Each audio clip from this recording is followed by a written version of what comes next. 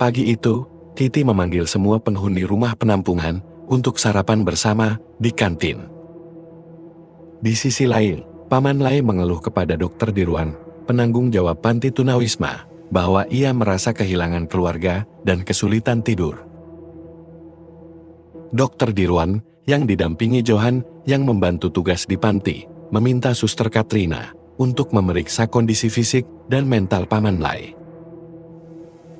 Saat Katrina mengantar Paman Lai kembali ke kamarnya, ia meminta Paman Lai bersiap untuk sarapan bersama. Dirwan kemudian memperkenalkan Paman Lai kepada penghuni lainnya. Paman Tan dengan ramah menyambutnya dan mengajaknya duduk bersama. Tan menjelaskan bahwa mereka tidak perlu memikirkan makanan, karena semuanya disediakan tepat waktu. Ia juga mengeluhkan sinyal ponsel yang lemah, meski Syahrul merasa itu bukan masalah, karena mereka masih bisa menonton televisi dan DVD. Paman Lai bertanya, mengapa mereka tinggal di panti itu. Syahrul menjelaskan bahwa ia ditemukan oleh Pak Dirwan di stasiun bus setelah bertahun-tahun hidup di jalanan. Sedangkan Tan, seorang pria Tionghoa, dibuang keluarganya setelah sering menjadi kambing hitam atas masalah keluarga. Ia bertemu Pak Dirwan yang menyelamatkannya di saat sekarat. Setelah makan, Pak Dirwan pergi ke ruang operator SCTV untuk bertemu Buyung, seorang pria yang terobsesi dengan game dan memiliki boneka bernama D-Boy. Pak Dirwan membujuk Buyung untuk keluar dan berkenalan dengan Paman Lai. Buyung tetap menolak, tetapi Dirwan tidak marah dan hanya tersenyum melihat keceriaan di panti. Ketika malam tiba dan Paman Lai terbangun oleh suara wanita di luar rumah. Ia mencari sumber suara itu dan mendekati sebuah pintu. Keesokan paginya, Sabrina membangunkan penghuni panti untuk sarapan. Paman Lai menyapa Titi yang sedang memeriksa barang pesanan, tetapi Titi menyuruhnya segera masuk ke ruang makan. Di ruang makan, seorang wanita berjilbab bermain catur sendiri, sementara seorang gadis lain bermain rubik. Petugas bernama Lilian, yang sedang menyapu, tidak sengaja menabrak kaki Paman Lai dan meminta maaf sebelum bergabung dengan Katrina. Katrina mengingatkan bahwa malam itu akan ada acara apresiasi untuk para donatur. Tan Syahrul dan Paman Lai membantu menyiapkan acara tersebut. Pak Dirwan muncul dengan kamera untuk merekam kegiatan persiapan, meminta semua penghuni tersenyum ke arah lensa. Dirwan lalu memperkenalkan Paman Lai sebagai penghuni baru. Dirwan berbincang dengan Katrina yang membuat Titi terlihat cemburu. Saat malam tiba, penghuni panti menghias ruang makan dan Dirwan memutar lagu favorit untuk menciptakan suasana hangat. Buyung menggoda Dirwan untuk mendekati Katrina, tetapi Titi menghentikan musik dan mengingatkan bahwa sudah larut dan semua harus beristirahat. Sebelum pergi, Titi memperingatkan Dirwan agar berhati-hati dengan perasaannya terhadap Katrina, mengisyaratkan bahwa apa yang terlihat di luar belum tentu menggambarkan isi hati seseorang. Malam itu, Katrina membagikan suplemen vitamin yang wajib dikonsumsi oleh para penghuni sebelum tidur. Para penghuni berbaris rapi, menerima minuman multivitamin, lalu kembali ke kamar masing-masing. Dengan diam-diam, Paman Lai membuang vitaminnya setelah menjauh dari Katrina.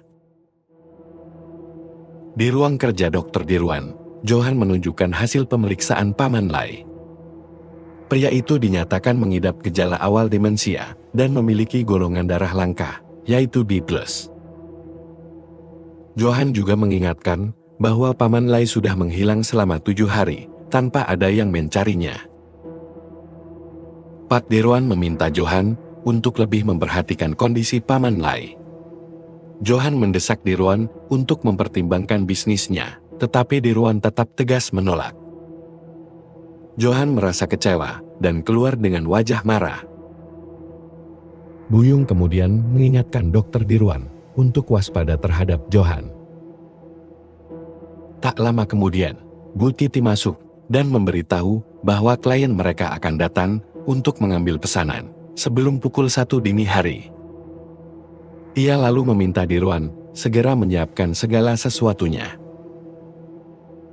Menjelang tengah malam, Bu Titi memperhatikan Katrina yang mengintip di setiap pintu kamar untuk memastikan semua penghuni telah tidur. Di sisi lain, di depan monitor Sisits, boneka Dibui duduk dalam kesunyian. Di tengah ketenangan itu, Paman Lai keluar dari kamarnya, penasaran dengan suara berisik yang didengarnya. Ia terkejut melihat jejak segar mengalir di bawah pintu menuju halaman. Paman Lai kemudian tersentak bangun, menyadari bahwa hari sudah pagi.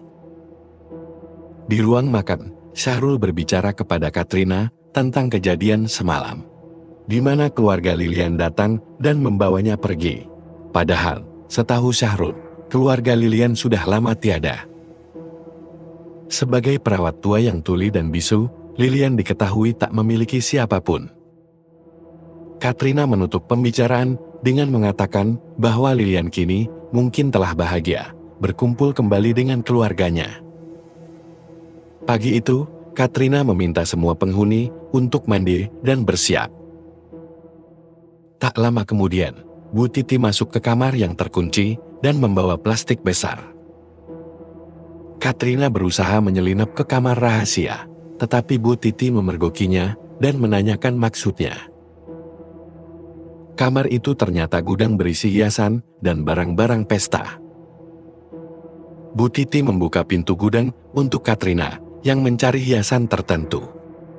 Namun, saat Katrina hendak ke bagian belakang gudang, Bu Titi menghentikannya dan mengatakan bahwa tidak ada apa-apa di sana. Melihat tingkah laku Katrina yang mencurigakan, Bu Titi meminta Johan mengawasinya. Johan, yang menaruh perasaan pada Katrina, diberi peringatan agar tetap fokus pada tugasnya. Bu Titi lalu pergi dan bertemu Paman Lai di lorong. Paman Lai bertanya, apakah mereka bertemu semalam, dan Bu Titi dengan tegas menjawab bahwa ia tidak melihat siapapun. Malam itu, Katrina menangis, mengenang masa kecilnya saat ibunya mengalami nasib tragis. Dirwan tengah melihat video suasana rumah penampungan tunawisma yang penuh keceriaan. Dirwan melihat Johan masih bekerja dan memintanya segera pulang. Johan berkomentar bahwa Bu Titi tampaknya menyukai Dirwan, yang dijawab dengan tegas oleh Dirwan bahwa Bu Titi memiliki kepribadian yang sulit dimengerti. Johan setuju, menambahkan bahwa latar belakang Bu Titi memang rumit. Dirwan kembali fokus memandang wajah Katrina di layar monitor. Johan tak melewatkan kesempatan untuk menggoda Dirwan, membuat suasana tegang saat Dirwan tersulut emosi. Teriakan mereka membangunkan Katrina, yang kemudian meminta Syahrul untuk tetap di kamarnya, sementara ia memeriksa situasi. Katrina mengintip dari balik jendela dan melihat Dirwan serta Johan sedang berdebat tentang rencana bisnis panti. Johan bersikeras bahwa proyek tersebut bisa menguntungkan panti, namun Dirwan menolaknya dengan tegas. Buyung keluar dari kamarnya, mengingatkan bahwa masalah di panti suatu hari nanti bisa menjadi perhatian pihak berwenang. Merasa tersinggung, Johan menegur Buyung dengan emosi. Katrina lalu kembali ke kamarnya dengan perasaan tak tenang. Keesokan paginya, Syahrul bertanya tentang apa yang terjadi. Namun Katrina memintanya untuk tidak membahas apapun, agar mereka tidak terlibat masalah dengan Bu Titi yang bisa berujung pada sanksi pemotongan uang saku. Di pagi yang sibuk, Bu Titi mengawasi pekerjaan di taman. Katrina, dengan hati-hati, menyelinap masuk ke ruang administrasi untuk mencari informasi di komputer panti. Bu Titi keluar dari gudang, membawa sekardus kain dekorasi, sementara Katrina terus menyalin laporan keuangan dan data penghuni ke dalam flash disk. Saat Bu Titi mendekati kantor, Katrina masih sibuk memindahkan data. Bu Titi mengetuk pintu, menyerahkan kardus tersebut kepada Katrina, dan menegurnya, karena tidak mendampingi kegiatan para penghuni. Katrina keluar dengan tenang, dan bergabung dengan Dirwan, yang membawa hadiah dari para donatur. Bersama penghuni lain, mereka menyiapkan ruang makan untuk pesta. Dirwan memberikan hadiah kejutan untuk Katrina, yang membuatnya tersentuh. Tak lama kemudian, Herman, kekasih Katrina muncul, dan membawa hadiah khusus. Dirwan, yang menyadari situasi itu, memilih untuk undur diri, menegaskan bahwa malam nanti akan ada jamuan istimewa dan mempersilakan Herman untuk mengundang temannya. Katrina dan Herman masuk ke kamar, di mana Herman memberikan hadiah ulang tahun untuknya. Di tempat lain, Paman Tal, Paman Laid, dan Syahrul bermain kartu, sambil berbincang santai. Paman Tan mengenang teman-temannya yang sudah tiada, merasa menjadi salah satu penghuni yang paling lama di panti, meski baru 3 bulan tinggal di sana. Katrina membuka hadiah dari Dirwan, yang ternyata adalah sebuah kotak musik yang indah. Herman menggoda Katrina, menyadari bahwa bosnya tampaknya memiliki perhatian khusus padanya. Paman Tan bercerita tentang Raffi yang meninggal akibat penyakit. Herman memperhatikan pajangan berbentuk Dirwan dan tak sengaja merusaknya. Paman Tan bertanya-tanya, mengapa banyak penghuni pergi dalam jangka waktu singkat dan selalu di malam hari. Herman meminta Katrina berjanji untuk tidak kembali bekerja di panti, berharap ia mengejar karir yang lebih baik agar impian mereka untuk masa depan bersama dapat terwujud. Di ruang kerja pantai, Dirwan membayangkan momen indah, berdansa dengan wanita pujaan hatinya. Suasana hangat itu berubah ketika Buyung datang dan memulai permainan perang bantal bersama Johan. Kekacauan terjadi, membuat tawa terdengar riuh. Namun, keriangan itu tak berlangsung lama, karena Bu Titi datang dan langsung memarahi mereka sambil merapikan ruangan. Sementara itu, Katrina memeriksa data para penghuni panti tunawisma dengan teliti, namun tidak menemukan hal yang mencurigakan. Herman, kekasih Katrina mengingatkan bahwa para penghuni sudah mulai berkumpul di luar kamar. Sore itu, Katrina memimpin senam bersama penghuni panti dan segera menjemur pakaian setelahnya. Herman setia menemani, bahkan membantu Katrina dengan penuh perhatian. Dalam momen yang manis itu, Herman berlutut dan melamar Katrina di hadapan semua orang. Dirwan, yang melihat kejadian itu melalui monitor CCTV terperanjat dan tak bisa menyembunyikan rasa harunya. Katrina, tanpa ragu, menerima lamaran Herman, membuat suasana semakin penuh kebahagiaan. Malam harinya, semua penghuni berkumpul di ruang makan untuk menyambut donatur yang datang. Dirwan menjadi pembawa acara dan menampilkan pertunjukan boneka kesayangannya, D-Boy. Dengan penuh semangat, ia membacakan puisi cinta sambil menatap Katrina. Herman, yang menyaksikan dari sisi ruangan, merasakan kecemburuan yang memuncak. Bahkan, Bu Titi pun tampak terganggu melihat interaksi itu. Setelah acara selesai, Herman berbicara serius dengan Katrina, mendesaknya untuk meninggalkan panti secepat mungkin. Dirwan, yang masih menyimpan rasa di hatinya, mulai merencanakan sesuatu untuk menenangkan perasaannya yang terluka. Dirwan dengan tenang mempersilakan para donatur untuk masuk ke ruang kerjanya, memperlihatkan profil para penghuni panti tunawisma. Dalam presentasinya, ia menggambarkan para penghuni sebagai aset berharga. Malam itu, pemilihan untuk program khusus pun dimulai.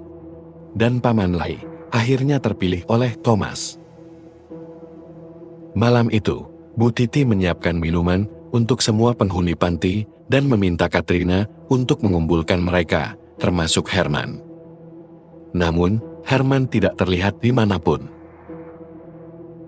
Sementara itu, Johan dan Dirwan tengah bernegosiasi mengenai bisnis yang berlangsung alot. Semua penghuni meminum vitamin mereka, tetapi Paman Lai merasa tidak nyaman. Saat malam semakin larut, Paman Lai menyelinap keluar dari kamarnya, dan tiba-tiba tersadar di ruangan yang diterangi lampu terang. Di sampingnya, Herman juga terlihat dalam kondisi serupa. Dirwan menghampiri mereka dan berbicara dengan tenang, menyebut bahwa kesehatan mereka sangat penting. Dirwan dan Titi kemudian menemui Thomas dan melanjutkan kegiatan harian mereka. Keesokan harinya, Katrina bertanya tentang Herman kepada Dirwan, tetapi Dirwan tidak menjawab dan terburu-buru pergi. Bu Titi mengemasi barang-barang pribadi Paman Lai sambil memberitahu Katrina bahwa pria itu telah dijemput keluarganya tadi malam. Syahrul dan Tan merasa curiga melihat kamar Paman Lai yang kosong. Ketika Katrina membersihkan kamar itu, ia menemukan amplop berisi uang. Syahrul dan Tan semakin yakin ada sesuatu yang tidak beres. Syahrul menyampaikan kekhawatirannya kepada Tan dan mengajak lebih waspada. Di saat yang sama, Dirwan memperkenalkan penghuni baru yang bernama Mira. Syahrul berbisik pada Tan bahwa setiap kali ada orang yang pergi, selalu ada pengganti baru. Katrina menyimpan amplop milik Paman Lai dan membantu Mira menempati kamarnya. Sementara itu, Dirwan menghapus nama Paman Lai dari daftar penghuni panti. Johan kembali mendesak Dirwan untuk mengembangkan bisnis, mengingat pelanggan mereka terus bertambah. Pertengkaran sengit terjadi antara keduanya dengan Buyung membela Dirwan dan menyebut Johan terlalu ambisius. Pertikaian memuncak hingga Buyung terjatuh dan membuat keributan. Bu Titi lalu masuk dan memperingatkan Dirwan untuk tetap fokus, agar rencana mereka tidak terganggu. Dirwan merasa jengkel melihat Johan yang bertindak tanpa kendali. Dirwan mengarahkan pandangan tajam ke monitor CCTV, memperhatikan gerak-gerik Syahrul dan Tan yang mencurigakan. Titi mulai mengikuti mereka, termasuk memantau pergerakan Katrina. Syahrul dan Tan membawa Katrina ke sudut ruangan yang tidak terjangkau kamera pengawas. Ternyata setiap malam, para penghuni tertidur pulas setelah mengonsumsi suplemen malam mereka. Syahrul dan Tan meminta bantuan Katrina untuk membantu mereka keluar dari panti, meyakini bahwa mereka bisa menjadi korban berikutnya, seperti Herman yang menghilang tanpa jejak. Katrina berjanji akan menolong mereka malam itu dan mengingatkan agar tidak meminum suplemen. Dirwan tampak meninggalkan panti menggunakan mobil, sementara Katrina menyelinap ke kantor untuk mencari petunjuk. Usahanya dipergoki oleh Bu Titi, yang langsung memarahinya dan mengusirnya keluar. Malam tiba, Dirwan terjaga di kamar, sambil memperhatikan Buyung yang bermain dengan bonekanya. Dirwan mengaku tidak bisa tidur, sementara Buyung yang kelelahan, akhirnya tertidur di sampingnya. Di tempat lain, Katrina, Syahrul, dan Tan mulai bergerak mencari jalan keluar. Katrina lalu menyerahkan uang yang ditemukan di bawah bantal Paman Lai kepada Tan. Setelah berhasil membantu mereka kabur, Katrina kembali melanjutkan penyelidikannya. Di gudang, Katrina menemukan pintu geser rahasia. Setelah ragu sejenak, ia memberanikan diri untuk melangkah masuk. Di dalam, ia melihat sebuah ruang misterius dengan peralatan yang tak biasa. Katrina merasa terguncang ketika melihat barang milik Herman yang membuatnya semakin yakin akan kecurigaannya. Katrina berusaha menenangkan diri, namun kejutan lain membuatnya terdiam. Bu Titi tiba-tiba muncul, menatap Katrina dengan intens. Terjadilah konfrontasi di antara mereka, hingga Dirwan datang, dan sesuatu tak terduga terjadi, dan Bu Titi terjatuh. Katrina melihat sisi lain dari Dirwan, yang mulai berbicara sendiri, seolah mengingat kenangan masa lalunya. Ternyata, dulu Titi pernah memiliki anak bernama Buyung. Buyung mengalami insiden, yang membuat Titi terguncang dan akhirnya menganggap Dirwan sebagai buyung. Titi mengajari Dirwan cara melakukan operasi. Hingga Dirwan sekarang sudah ahli dalam melakukan operasi. Johan dan Buyung yang selama ini berada di samping Dirwan hanyalah hayalannya. Kembali ke saat ini, Dirwan tampak terpengaruh oleh trauma masa kecilnya itu. Dirwan memandang sekeliling dengan tatapan kosong, seakan tenggelam dalam pikirannya. Lalu malam itu, ia memasak dengan ceria, dan hanya ditemani boneka kesayangannya. Cerita berakhir dengan suasana yang penuh ketegangan dan rasa penasaran. Jika kamu tertarik mengikuti cerita-cerita penuh misteri lainnya, jangan lupa untuk subscribe, agar tidak ketinggalan alur horor selanjutnya.